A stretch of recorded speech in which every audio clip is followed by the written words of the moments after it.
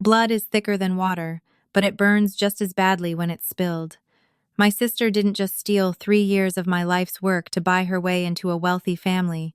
She stole a live grenade. And she pulled the pin right in the middle of her rehearsal dinner. The hum of the centrifuge was the only constant in my life. For 3 years, it had been my lullaby, my morning alarm, and the background noise to my evaporating 20s. I was a senior postdoc researcher at a mid-tier university, living off cold filter coffee and the fading hope that my work would matter. My project was known in the lab simply as Compound 7V. It was a targeted peptide therapy designed to halt the progression of aggressively deteriorating autoimmune diseases. On paper, and in our very early in vitro models, it was a miracle. It repaired cellular damage at a rate that made Dr. Weber, my supervising principal investigator, actually take off his glasses and rub his eyes in disbelief. But biology is a cruel editor. When we moved to the first round of animal trials, the miracle broke down. At day 14, the mice experienced a cascading cytokine storm. The compound didn't just stop repairing cells, it threw their immune systems into a fatal overdrive. The failure was devastating. I had spent the last 6 months practically living in the lab, trying to isolate the structural flaw in the peptide chain. My apartment had become a glorified storage unit, stacked with printed datasets, highlighted molecular diagrams, and half-eaten takeout containers. That was where my younger sister, Lily, found me on a rainy Tuesday evening. Lily didn't walk into rooms. She arrived. She pushed open my unlocked front door, carrying the scent of gardenias and damp cashmere, holding a towering stack of glossy bridal magazines. "You look like a corpse, Maya," she announced, dropping the magazines onto my cramped kitchen table. She didn't wait for a response, immediately moving to my kettle to inspect it for rust before deciding against making tea. "Good to see you too, Lil," I muttered, rubbing the bridge of my nose. I was staring at a scatter plot on my laptop that made absolutely no sense. To what do I owe the pleasure? "I thought you were doing cake tastings all week." Lily sighed, a dramatic, breathy sound, and slumped into the chair opposite me. "Greg's mother is flying in from Boston tomorrow. Evelyn. She wants to review the floral arrangements." Greg was Lily's fiancé. He was nice enough a corporate lawyer with a good jawline and a predictable golf swing. But his family, the Hayes family, was biotech royalty. Evelyn Hayes sat on the board of 3 major pharmaceutical companies and ran a venture capital firm that funded medical startups. She was notoriously ruthless, fiercely protective of her son, and, from what Lily had tearfully confessed over the past year, entirely unimpressed by Lily. Lily was an event planner who specialized in high-end children's birthday parties. In Evelyn's eyes, her son was marrying the help. "Just let her pick the flowers, Lily," I said, my eyes drifting back to my screen. "It's not worth the fight. You're marrying Greg, not his mother." "You don't get it," Lily snapped, her perfectly manicured nails tapping aggressively against the table. She looks at me like I'm an idiot. Last night at dinner, she asked me what my long-term portfolio strategy was. When I said I was focusing on expanding my event business, she actually laughed, a dry, horrible little laugh. She told Greg that she hopes our future children inherit his analytical rigor. Lily's voice cracked. I looked up, softening. Beneath the designer clothes and the demanding exterior, she was still my little sister, terrified of not being enough. "She's a snob," I told her, closing my laptop halfway. "Her approval doesn't dictate your worth."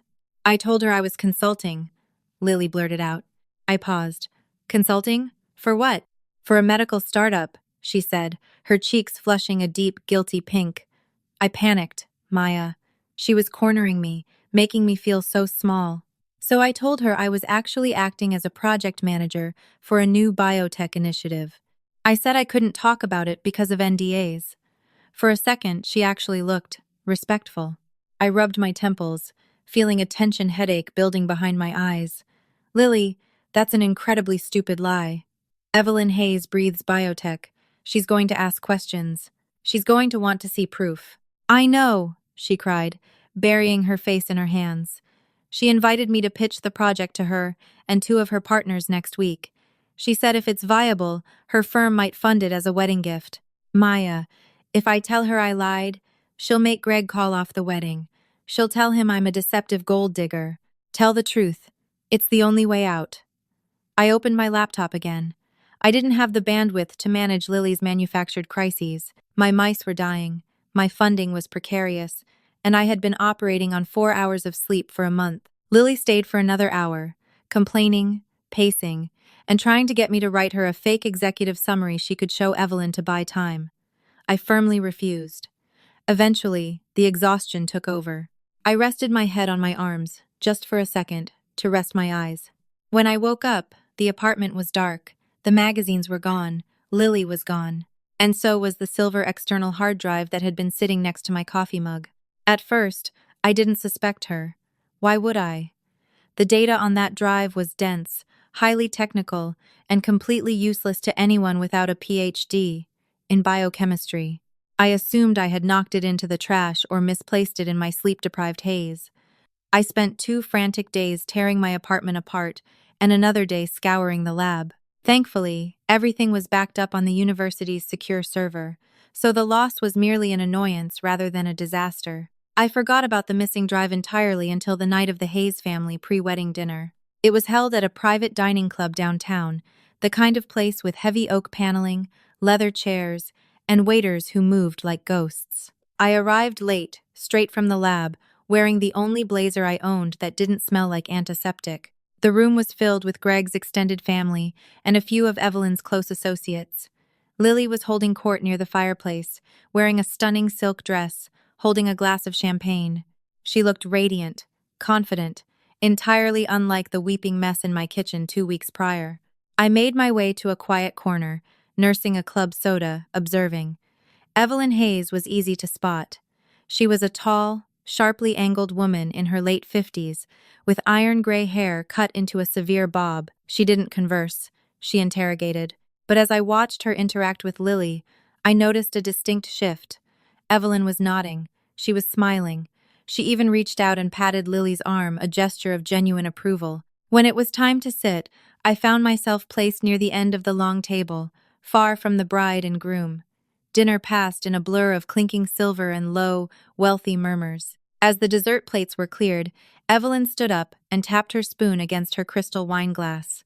The room fell instantly silent. "I am not a woman who gives praise lightly," Evelyn began, her voice carrying a quiet authority that commanded the room. "When Greg first brought Lily home, I will admit, I was skeptical. Our family values innovation, drive, and leaving a lasting mark on the world.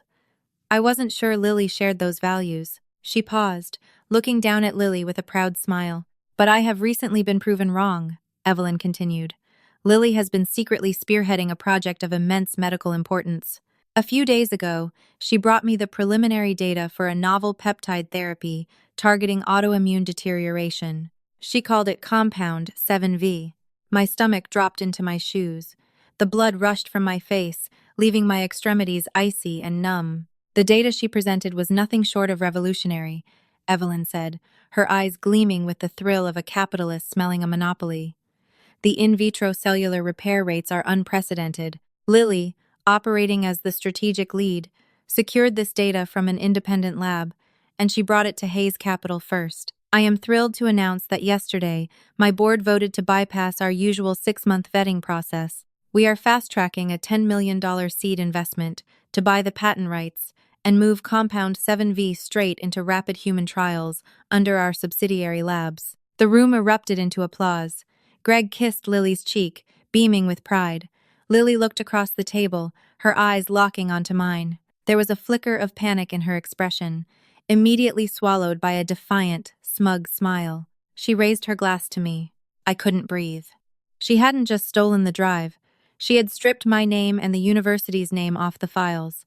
She had presented the raw, initial in vitro data, the miracle phase, and entirely omitted the subsequent animal trials. She had hidden the fatal flaw. As the applause died down, I stood up, my chair scraping loudly against the hardwood floor. Several heads turned, including Evelyn's. "Excuse me," I said, my voice shaking. "Lily, I need to speak with you. Right now."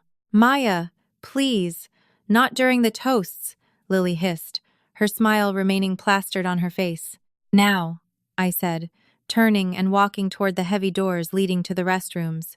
I didn't check to see if she was following, but I heard the frantic click of her heels a moment later. I pushed into the women's lounge, a lavish room with marble countertops and velvet seating.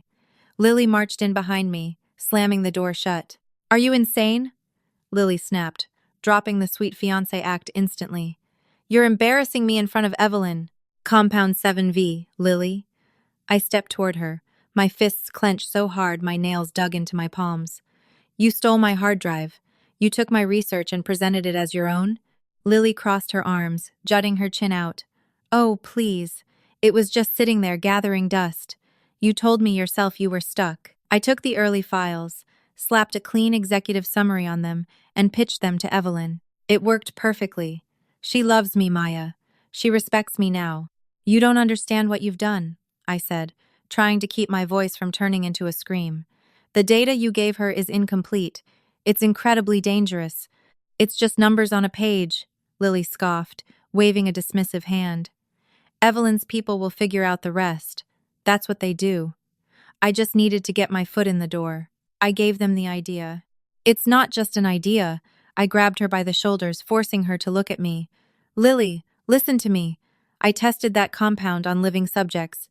In mice, after 2 weeks, it triggers a massive cytokine storm. It causes total organ failure. If Evelyn's company pushes this into rapid human trials based on your fraudulent pitch, they will kill people. And when the FDA investigates, they will trace it back to you. You are committing massive corporate fraud. Lily blanched, the color completely drained from her face, leaving her pale beneath her expensive makeup. You didn't say that. The files I read said it repaired cells. Because you stole the preliminary folder, I yelled, finally losing my temper. You took the hook and ignored the rest of the book. Evelyn said she committed $10 million. She signed off on it. Do you know what she's going to do to you when she finds out the data is cherry-picked garbage? You can fix it, Lily stammered, stepping back, her eyes wide with terror. Maya, you're a genius. You can fix the flaw before they go to trials. You have to. I can't fix it, I retorted. I've been trying for 6 months. It might be fundamentally unworkable.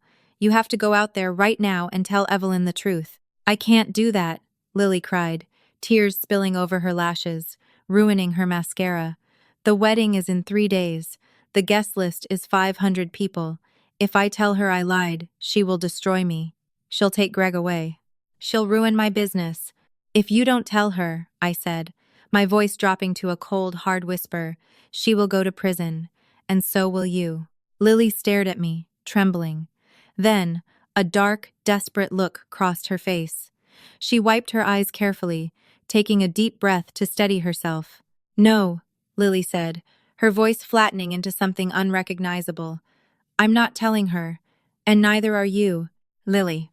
If you say a word to Evelyn, I will tell her that you put me up to it, Lily said, stepping into my space, poking a hard finger into my chest. I will tell her that you were desperate for funding, that you knew I needed her approval, and that we conspired together to defraud her firm. Who do you think she'll believe? The successful future daughter-in-law, or the bitter, underpaid lab tech who couldn't secure her own grants? I stared at the stranger wearing my sister's face. The sheer audacity of her threat left me momentarily speechless. She wasn't just willing to risk lives. She was willing to burn me to the ground to protect her lie. You have 3 days, Lily whispered, her hand on the brass doorknob. Keep your mouth shut, Maya. Go back to your lab and figure out a way to make the drug work. Because if I go down for this, I am dragging you straight to hell with me. She opened the door and walked back out to the party, leaving me alone in the dead silence of the marble room. The next 72 hours were an absolute, terrifying blur of constant nausea and frantic, desperate typing in the darkest corners of my laboratory. I did not return to the elegant dining club that night. Instead, I took a cab straight to the sprawling university campus and swiped my plastic access card at exactly 1 o'clock in the morning. The familiar, low hum of the large centrifuge offered absolutely no comfort this time.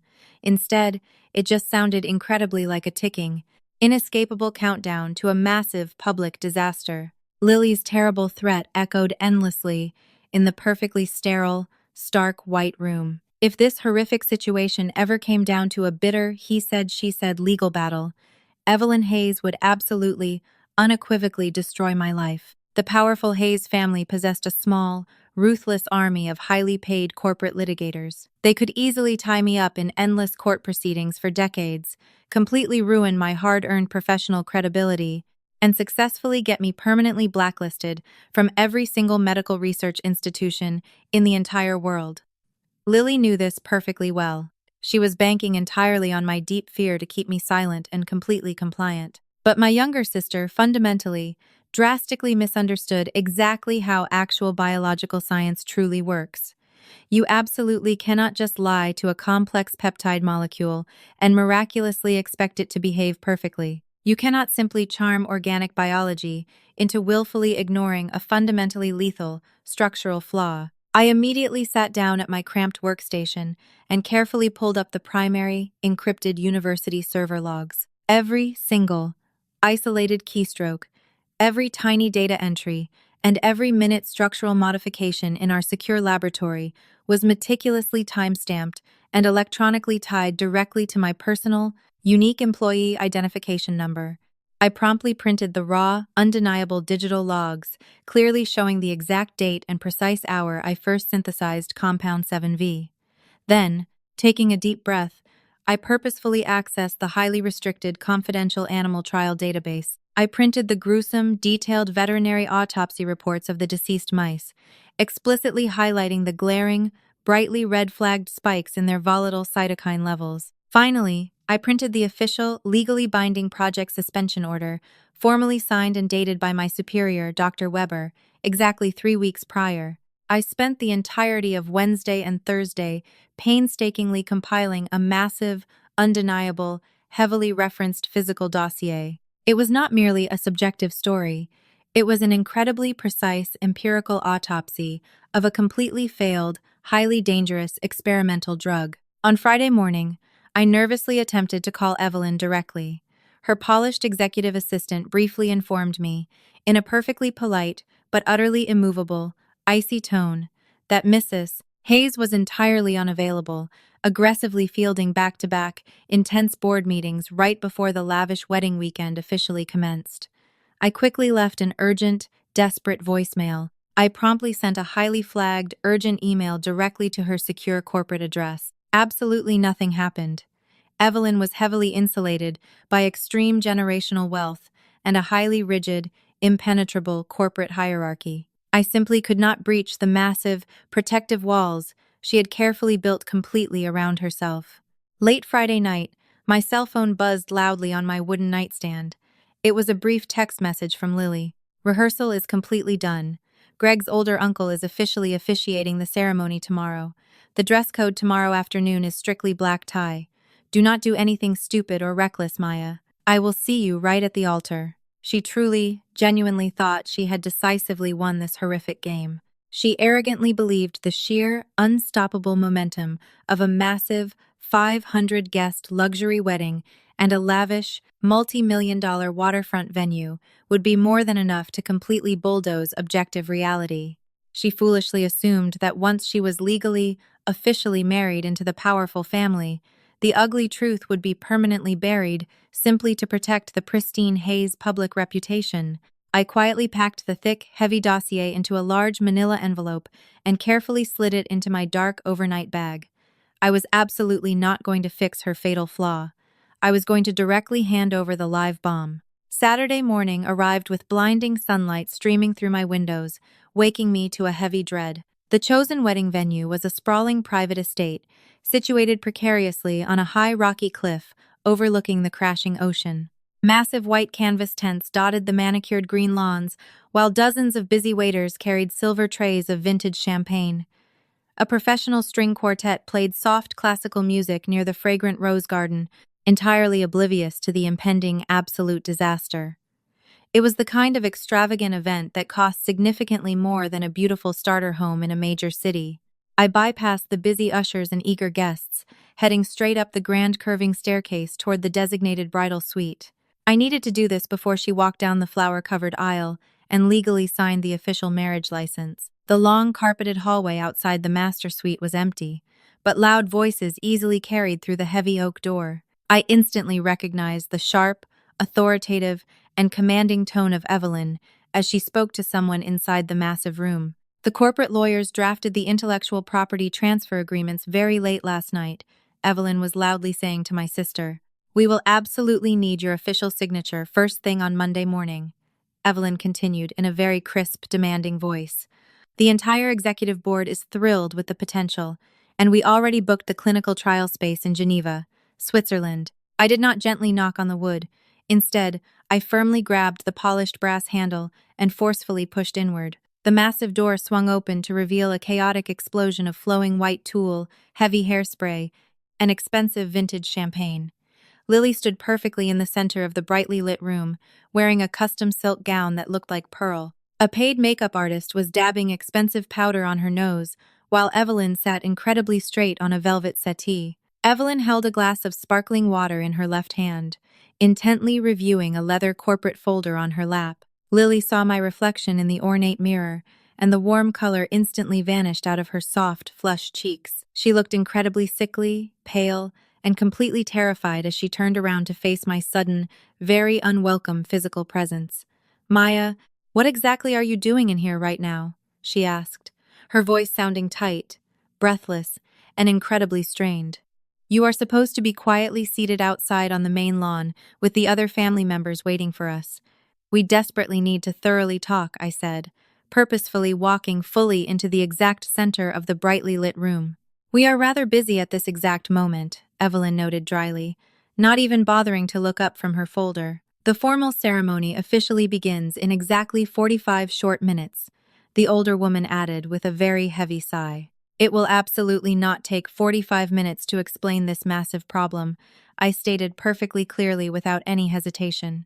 I pulled the thick manila envelope directly from my dark overnight bag and firmly dropped it onto the glass table. It landed right in front of Evelyn with a very loud, incredibly heavy, definitive, and deeply echoing loud wooden thud.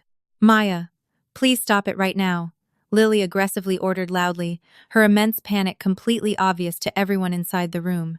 She frantically turned directly to the surprised makeup artist and asked her to possibly give us a brief private minute. The confused artist quickly nodded, clearly sensing the sudden drop in the room temperature, and hurriedly rushed into the hallway. What exactly is this massive envelope? Evelyn sharply asked, finally looking directly at the package and then straight at me. Her very sharp, incredibly intelligent eyes narrowed highly suspiciously as she waited for my very deliberate and heavily calculated response. That is the crucial, entirely missing rest of the data, I stated perfectly clearly, my voice remaining remarkably, deeply steady. Maya, absolutely no. Lily desperately lunged violently forward, her incredibly heavy, restrictive silk dress violently rustling loudly and aggressively around.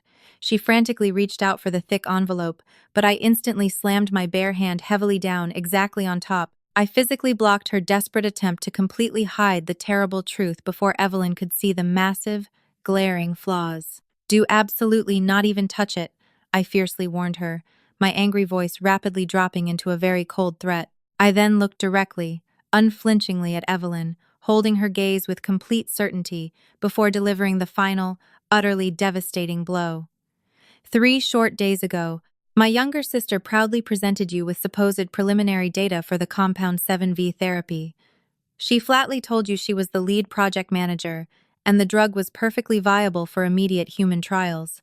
Evelyn instantly sat up much straighter on the velvet settee, her incredibly sharp corporate instincts snapping perfectly to absolute attention. She maliciously stole my personal encrypted external hard drive right off my kitchen table while I was completely asleep nearby. I am a dedicated senior researcher heavily employed at the State University, and that project is entirely my personal research. Or rather, it was my deeply promising research before we sadly moved directly to the required animal testing phase models. Evelyn flicked her intense gaze sharply over to Lily, demanding to know what on earth her sister was currently saying.